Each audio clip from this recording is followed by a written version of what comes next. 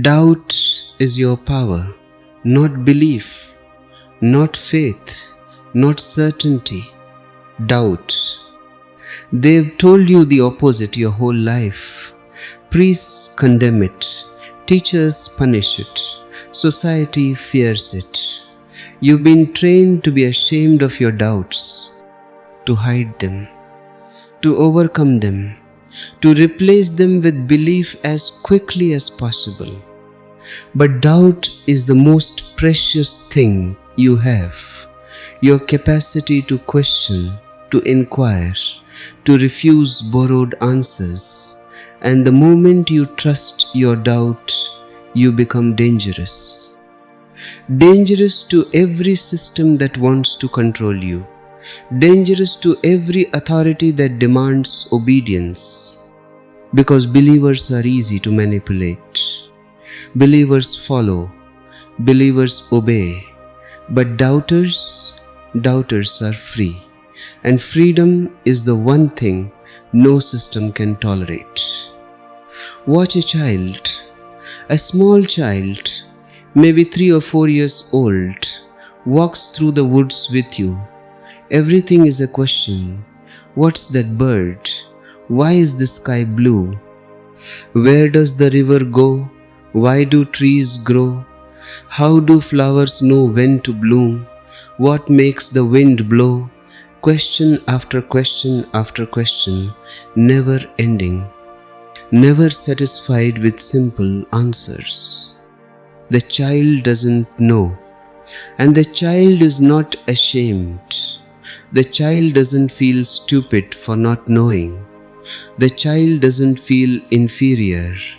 No, the child is thrilled by not knowing, excited by it, energized by it.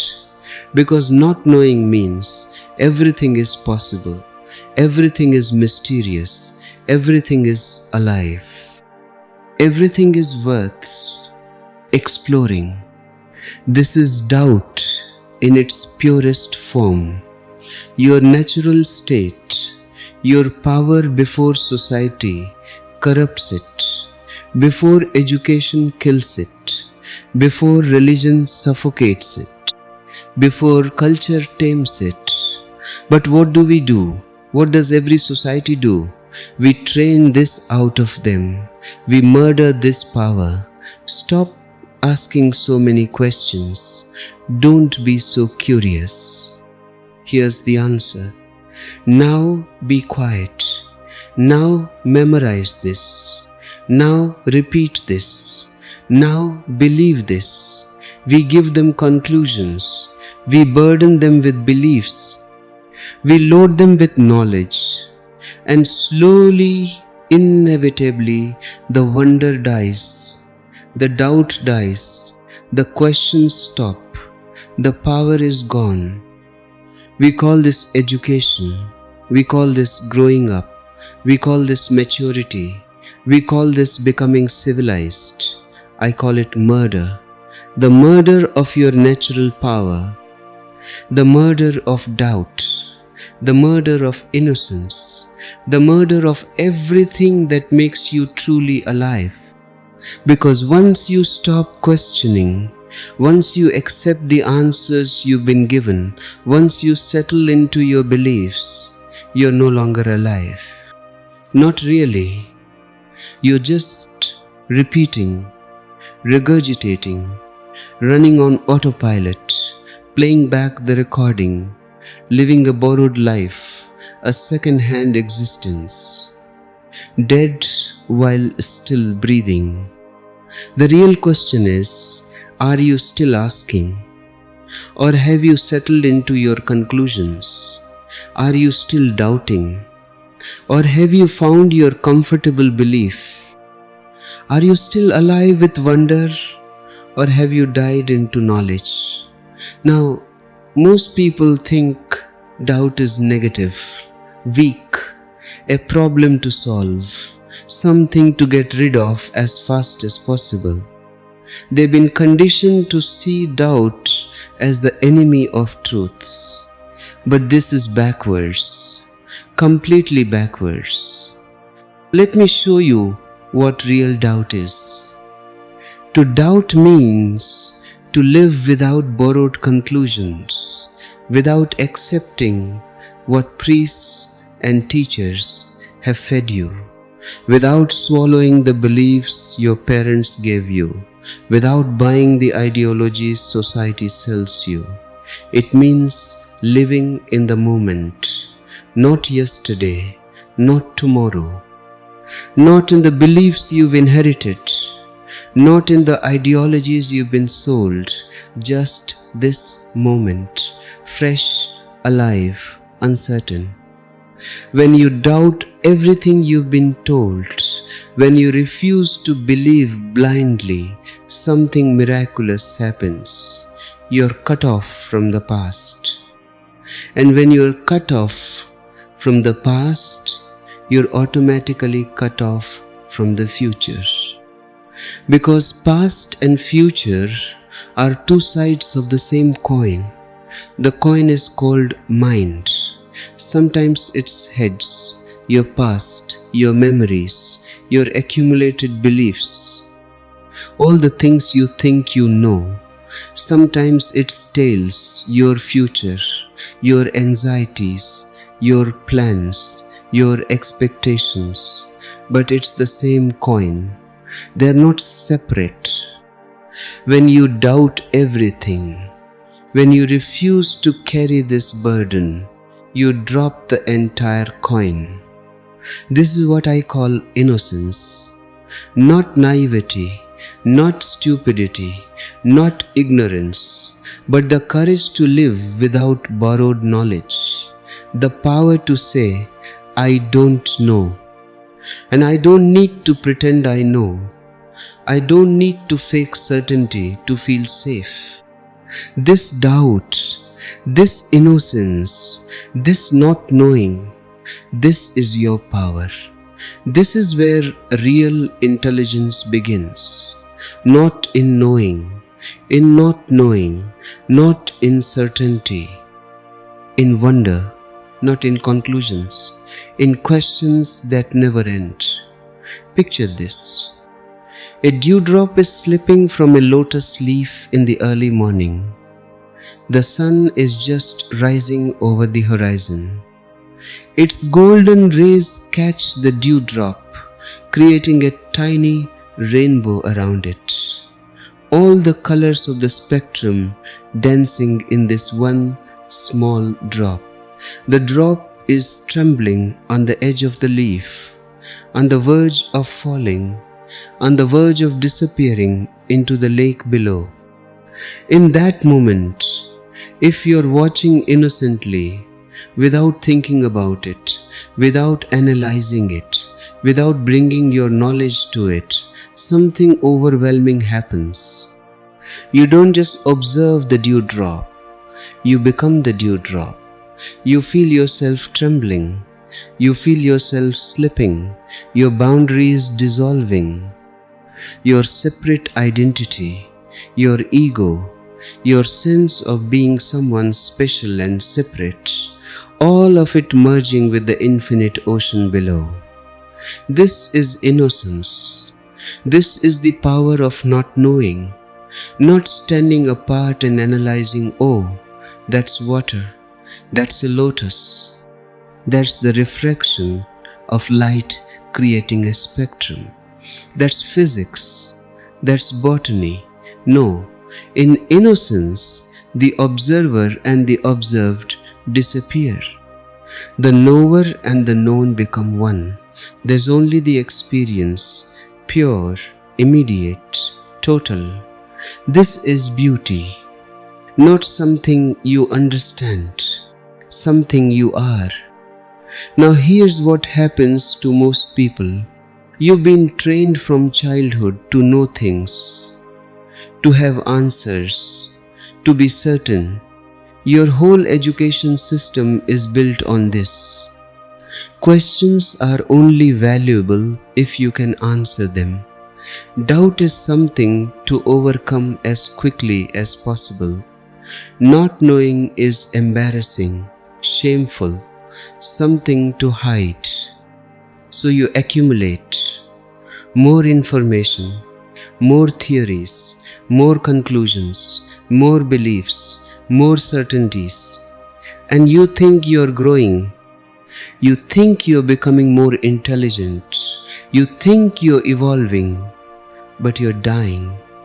You're becoming more dead with each answer you accept, with each belief you adopt, with each certainty you cling to.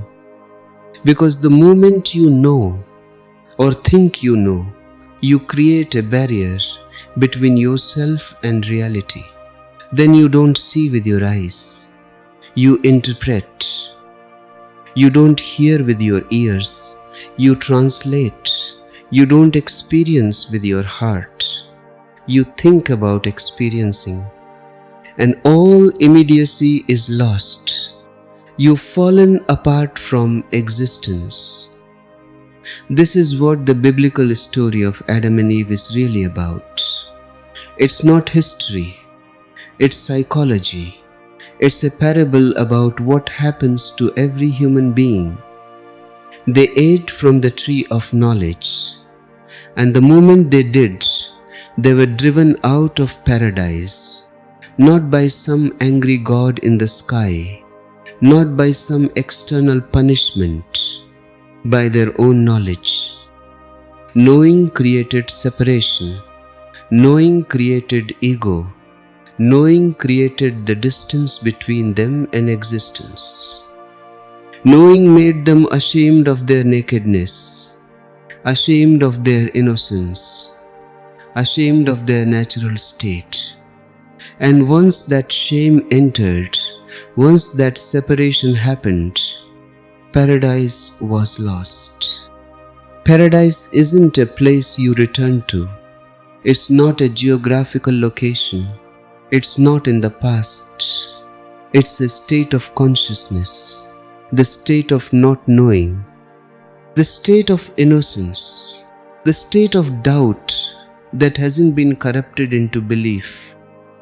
Let me give you a concrete example, something you can relate to. Imagine you're walking in a forest. It's evening. The sun is setting. The birds are singing their final songs of the day. And somewhere in the distance, you hear someone playing a flute. Beautiful, haunting, mysterious. You can listen in two ways. First way, you are a music critic. You are educated. You studied music. You know about ragas and scales and tempo and technique. You know the history of the instrument. You know the theory. You have accumulated so much knowledge about music. So as the music plays, your mind is busy, constantly busy, evaluating, comparing, judging. The pitch is slightly off in the third note. This reminds me of a performance I heard in 1987. The rhythm isn't quite right. The technique is good but not excellent. This would be better if he used a different scale. You're not listening to the music. You're listening to your knowledge about music. You're so full of the mathematics of it, the theory of it, the analysis of it, that the music never reaches you. It hits the wall of your knowledge and bounces back. You miss the whole thing. You're there, but you're absent. The music is happening, but you're somewhere else, lost in your thoughts, trapped in your expertise. Second way, you're not a critic. You're just there. No knowledge between you and the music. No comparison. No judgment. No evaluation. No expertise getting in the way. You just listen. Simply, innocently, like a child hearing music for the first time. And suddenly, something changes. The music doesn't remain outside you. It enters you, it penetrates you, it becomes you. The boundaries dissolve. You are not analyzing the flute player's technique anymore. You are not comparing this to other performances. You are the flute. You are the music. You are the forest. You are the evening. Everything merges into one. This is innocence. This is the power of doubt that refuses to become knowledge. Now ask yourself honestly, how do you live your life? Are you experiencing it, or are you constantly critiquing it? Are you present, or are you always comparing this moment to something you knew before? Are you here, or are you lost in your thoughts, your theories, your beliefs about how things should be? Most of you are living like that music critic. So much knowledge in your head that life itself can't reach you. So many beliefs, so many certainties, so many conclusions that the real thing passes you by. You're like a man dying of thirst in the desert while carrying a book about water. The book won't quench your thirst, but you keep reading it, believing it, trusting it, while ignoring the real water right in front of you. Right now, as you are listening to this, you can function in two ways. One way is the way of knowledge, the way of belief, the way most people live. You are chattering inside, judging, evaluating, comparing. Is this right or wrong? Does this fit with what I already believe? Is this logical, scientific? Does it match my religion? Does it agree with my political views? Can I accept this? Should I reject this? Your mind is like a courtroom. Every statement I make is being tried before a jury of your past conclusions. You think you're listening, but you're not. You're not here. You're on some other planet, lost in your thoughts, buried in your beliefs, trapped in your knowledge. There's a Bible between us, or a Quran, or a scientific textbook, or your political ideology, or your spiritual beliefs, or whatever else you've accumulated. I'm speaking, I'm trying to reach you, but my words hit these walls of knowledge and bounce back. They never penetrate, they never reach your heart. This is the way of remaining dead, blind, heartless, disconnected, safe in your beliefs, but dead to life. Then there's another way, just listening, nothing between us, no interpretation, no judgment, no comparison, no evaluation.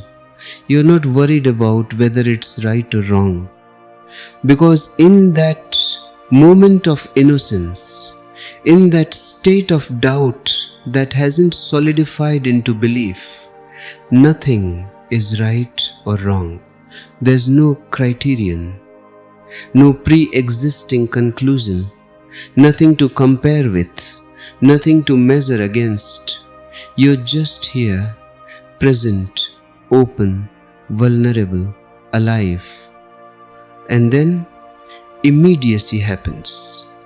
Contact, meeting, communion, real understanding, not intellectual understanding, heart understanding, being understanding. This is how you experience truth. Not by knowing more, by knowing nothing. Not by believing more, by doubting everything. Not by accumulating more certainties, by living in beautiful uncertainty. Here's a delicate image, something to contemplate. Imagine someone has a wound, a deep psychological wound, doubt, real doubt, the kind that questions everything, the kind that refuses easy answers, the kind that says, I don't know, and I'm not going to pretend I know. This doubt is natural. This doubt is healthy. This doubt is your power. But they are afraid of it, terrified of it. Society has taught them to fear it. Parents have punished them for it. Teachers have ridiculed them for it.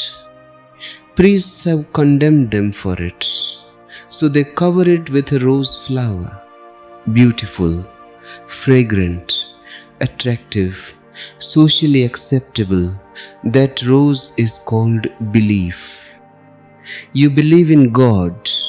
You believe in an ideology. You believe in a political system. You believe in a teacher. You believe in a book. And you think this belief is beautiful. You think it makes you spiritual, righteous, certain, safe, part of the group, accepted by society, no longer alone with your terrible doubts. But underneath, the doubt is still there. The wound is still there. The real power you're afraid to touch is still there. Belief doesn't heal the wound. It just covers it. It decorates it. It makes it look pretty.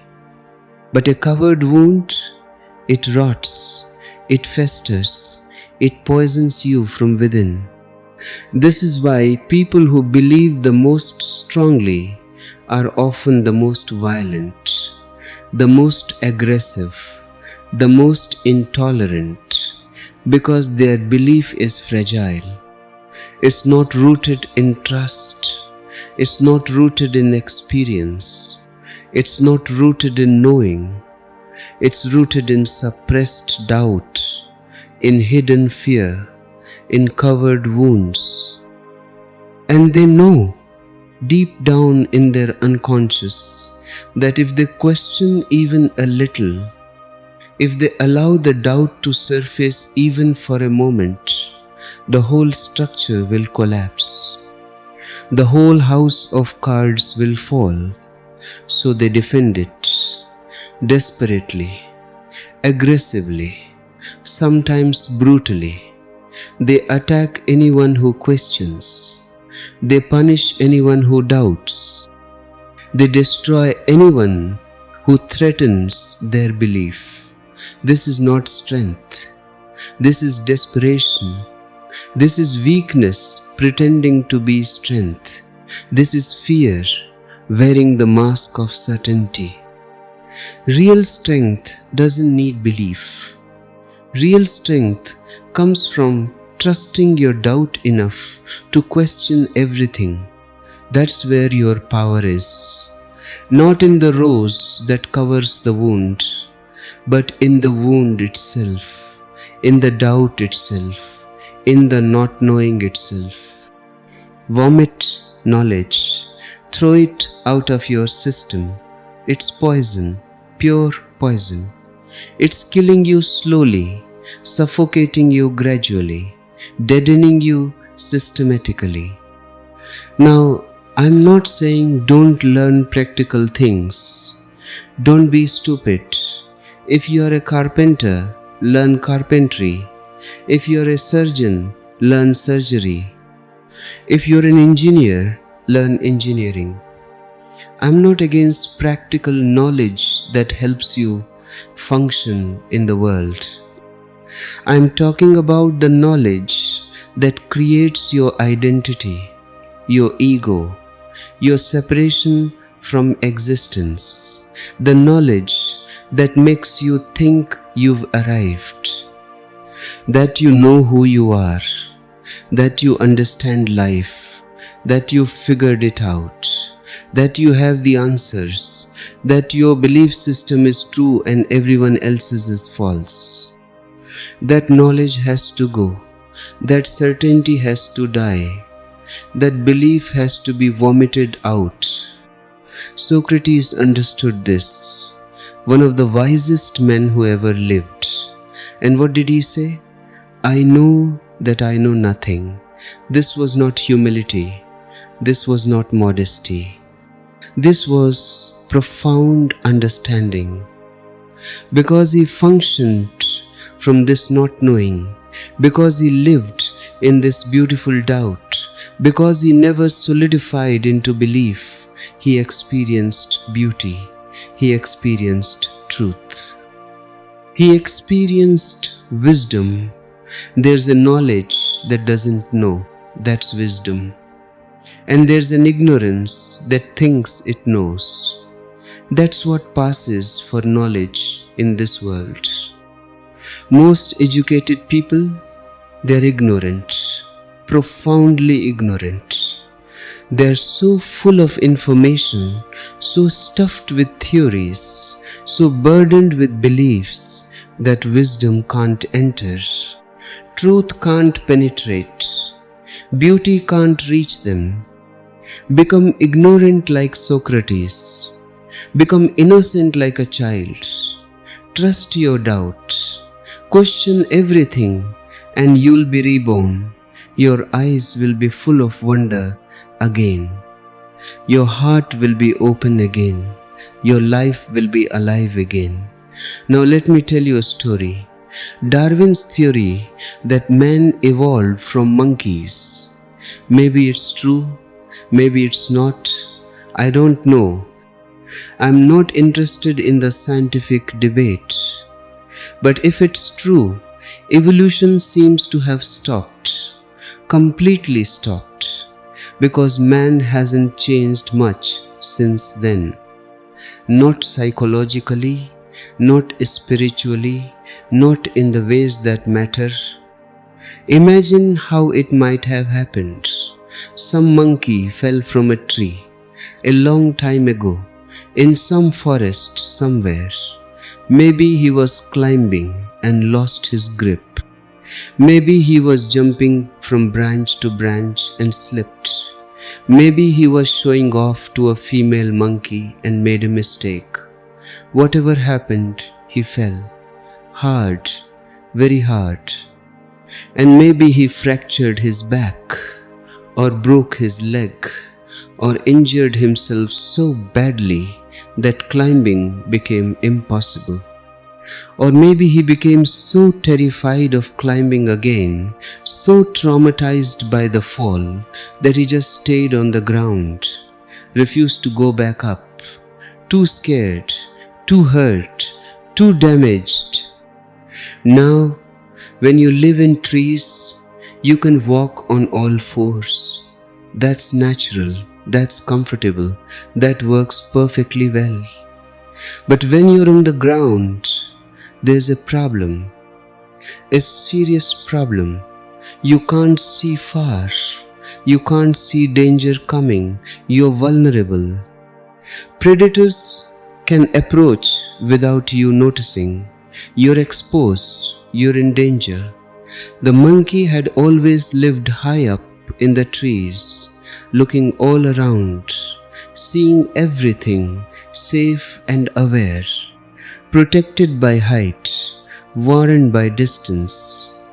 But on the ground, walking on four legs, he could only see a few feet ahead, just the ground right in front of him, nothing more.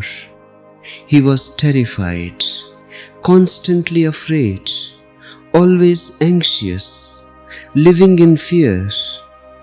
So what did he do? He had to do something. Survival demanded it. He stood up on two legs. Can you imagine? Can you picture it? Just try to visualize this scene. A monkey wobbling, shaking, trying to balance on two legs, falling, getting up, falling again, trying again, looking ridiculous, looking absolutely absurd. And all the other monkeys in the trees, they must have been laughing hysterically, rolling around, holding their sides. Look at that fool. What is he doing? Has he lost his mind? What kind of crazy behavior is this? He's lost his mind. That's the stupidest thing I've ever seen. He'll never survive walking like that. But that fool, that ridiculous, absurd, laughable fool who stood up on two legs while everyone mocked him, he became the ancestor of humanity. He became you. He became me. He became every human being who ever lived. Since then, man hasn't changed much. Not really. Not in the ways that matter. We have better technology, yes. Better houses, yes. Better plumbing, well, not in India. Better roads and better vehicles. Great technology. Impressive science. We've split the atom. We've landed on the moon. We've created computers and artificial intelligence. But our minds, our consciousness, our understanding, exactly the same. We're still afraid, still violent, still greedy, still jealous, still angry, still confused, still lost. The monkey mind is still there, just dressed up in better clothes, living in better houses, using better tools, but still the same monkey mind. Someone once told me, someone in my commune said, Bhagwan, you say life is beautiful. You say existence is a blessing. You say we should celebrate. I want to believe you. I really do. But two things make it very hard for me to believe. Two things destroy my faith in the beauty of life. Women and Indian plumbing. I paused. I looked at him. Everyone was waiting. Then I said, women can be changed. You can work on that relationship. You can transform it. You can bring awareness to it. But Indian plumbing? I'm sorry. No, that cannot be changed. That's beyond hope. That's beyond transformation. That's permanent. The whole audience erupted, laughter everywhere. It's a moment of levity, a breath, a relaxation, but also a point about accepting reality. Some things are what they are. You can't change everything. You have to accept some things with humor, with lightness. A crowd is comfortable. Being alone is dangerous. Now I am going to drop something heavy on you, something that will disturb you. Many of you were in the crowd that spit on Jesus. Not literally, of course, you weren't there 2000 years ago, but in spirit, in consciousness, in psychology, yes, you were there. Because human beings haven't changed, not fundamentally, not psychologically. If Jesus appeared today, right now, in your city, saying the things he said, challenging the beliefs people hold, questioning the systems people defend, threatening the authorities people obey, they'd crucify him again, they'd kill him again, they'd destroy him again. And you would too. Don't think you wouldn't. Don't tell yourself you're different. Don't imagine you're more evolved. When Jesus was alive, really alive, walking among people, teaching, the crowds mocked him. They laughed at him. They spit on him. They threw stones at him. They called him crazy. They called him dangerous. They called him a blasphemer. They killed him. Now, 2000 years later, you worship him. You build churches in his name. You pray to him. You call him Lord. You call him Savior. Why? What changed? Because worshipping a dead teacher is safe. It costs nothing. It demands nothing. It changes nothing. Following a living one is dangerous. It costs everything. It demands everything. It changes everything. A dead teacher can't challenge you, can't question your beliefs, can't disturb your sleep, can't threaten your comfort, can't expose your hypocrisy. But here's the deeper point, the real question. Why do people believe in Jesus? What makes Christianity the largest religion in the world? If you remove one thing from the Jesus story, just one single thing, the entire religion collapses. Everything falls apart. What is it? The resurrection. The idea that he came back from death after 3 days, that he defeated death, that he conquered the grave, that death is not the end. Remove this, and Christianity disappears. Christianity became the world's largest religion because people are terrified of death, absolutely terrified. And Jesus seems to have conquered it. He defeated death. He came back. He proved that death is not final. This gives people hope, comfort, security, a cover for their deepest fear. But Buddha taught something completely different. Buddha said, I don't teach you survival after death. I don't teach you that your soul is immortal. I don't teach you that you will continue after death. No, I teach you total death, ultimate death, final death, annihilation, disappearing completely, merging with existence so thoroughly that not even a trace remains, not even a memory, nothing. This requires courage, real courage, not the false comfort of believing your ego will continue forever, not the cheap hope of heaven and hell, not the easy answer of reincarnation, but the courage to face total death, to embrace it, to welcome it, to see it as the ultimate freedom. That's why Buddhism couldn't compete with Christianity. That's why Buddhism disappeared from India. People don't want truth. They want belief. They don't want courage. They want comfort.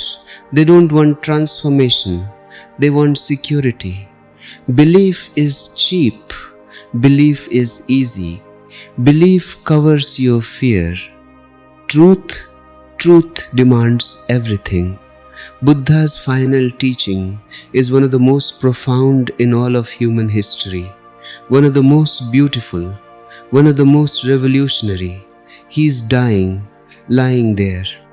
His body is failing. The end is near.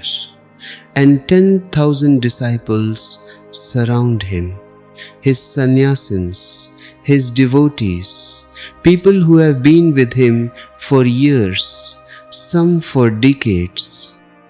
They're crying, tears streaming down their faces, sobbing, heartbroken.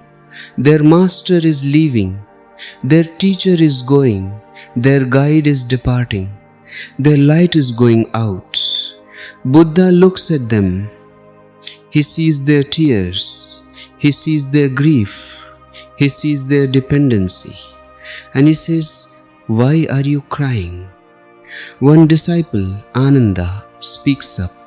Ananda had been with Buddha for 40 years, his closest disciple, his attendant, his constant companion, devoted, loyal, always there. He says, because you're leaving us, you're going and we are staying. You were our only hope. You were our light. You were our guide. We believed that through you, we would find truth. We trusted that your presence would lead us to enlightenment. And now you're leaving and we're lost. And Buddha says something shocking. Something that destroys the whole concept of saviors and messiahs and gurus who will do it for you. He says, I cannot give you truth. I never could. Nobody can give it to you. It's not transferable. It's not something I can hand to you like an object. It's not something that can pass from me to you like knowledge or information. Truth is not transferable, but you can find it on your own. You have always had the capacity. You have always had the power. You just didn't trust it. You were looking outside, looking at me, depending on me, waiting for me to give it to you, but it was always within you.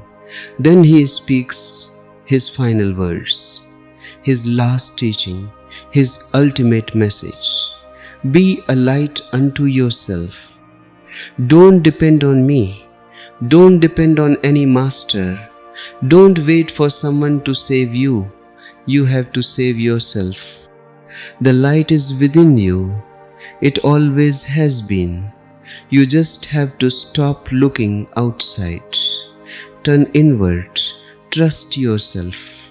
Trust your doubt. This is Buddha's final gift. Not a belief system, but a challenge. Take responsibility for your own awakening. And this is my message too. Exactly the same. I don't want believers here. I don't want followers. I don't want people who say yes to everything I say. I want seekers, real seekers, doubters, questioners, people who are alive with inquiry. The believer is not a seeker. The believer doesn't want to seek. That's why he believes. Belief is an escape, a shortcut, a way to avoid the real work, a way to avoid the real journey. The believer wants to be saved, delivered, given answers, handed truth on a silver platter. He is looking for a Messiah, a Savior, someone who can do the work for him. But listen carefully. If I eat, your hunger is not satisfied. If I breathe, your lungs don't fill with air. If I live, your life doesn't become meaningful. Nobody can save you except yourself. I want seekers, inquirers, questioners, people who refuse to believe, people who trust their doubt, people who are courageous enough to say, I don't know, people who are honest enough to admit uncertainty, people who are alive enough to keep questioning. Not believers. Believers are the most mediocre people in the world, the most ordinary, the most dead, the least intelligent. Why? Because they've stopped questioning. They've found their answer. They've settled into their belief. They've closed their minds. So forget about believing in me. Question everything. Doubt everything. Even me, especially me. Don't believe what I'm telling you right now. Doubt it. Inquire into it. Test it in your own life. Only what you discover yourself is true for you. Everything else is borrowed. This doubt, this questioning, this is your power. The power to stand alone, the power to refuse manipulation, the power to think for yourself. Knowledge kills beauty. Belief kills freedom. But doubt sets you free. The power to be a light unto yourself,